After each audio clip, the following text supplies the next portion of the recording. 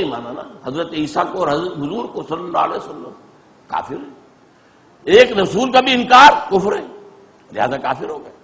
تو اصل میں اصولی اعتبار سے، علمی اعتبار سے، نظری اعتبار سے اہم ترین ایمان توحید، اللہ کی توحید، لیکن ایمان بالآخرت کا معاملہ اہم ترین ہے عمل کے اعتبار سے۔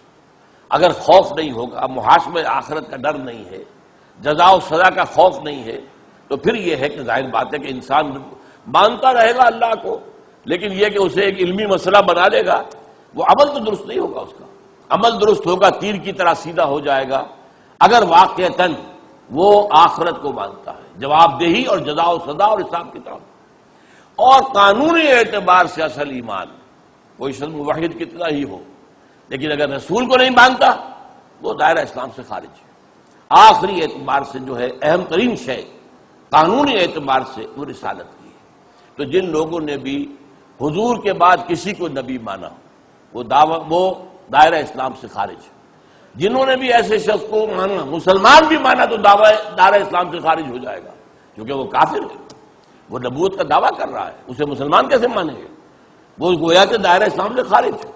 اسی کے ذیل میں آ جاتے ہیں لاہوری، وہ کہتے ہیں لاہوری قادیانی، لاہوری مرزائی یا لاہوری احمدی، وہ اپنے آپ کو احمدی کہتے ہیں، کہ وہ کہتے ہیں ہم تو یہ مجدد مانتے ہیں صرف غلام احمد کو۔ بھائی اس نے نبوت کا دعویٰ کیا ہے، تو وہ تو مسلمان بھی نہیں ہے، مجدد کہاں سے ہو جائے گا؟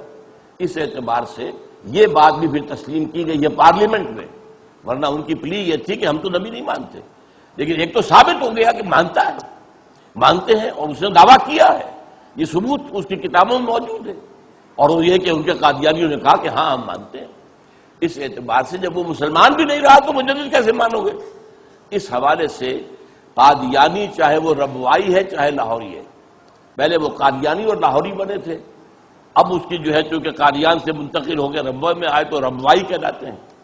تو ربوائی ہو چاہے لاہوری ہو، جو بھی غلام احمد قادیانی کے نبی، مجدد یا مسلمان ہونے کا قائل ہے وہ بھی دائرہ اسلام سے خارج ہے۔ اقول قولی ھذا واستغفر اللہ لی ولکم ولسائر المسلمین والمسلمات۔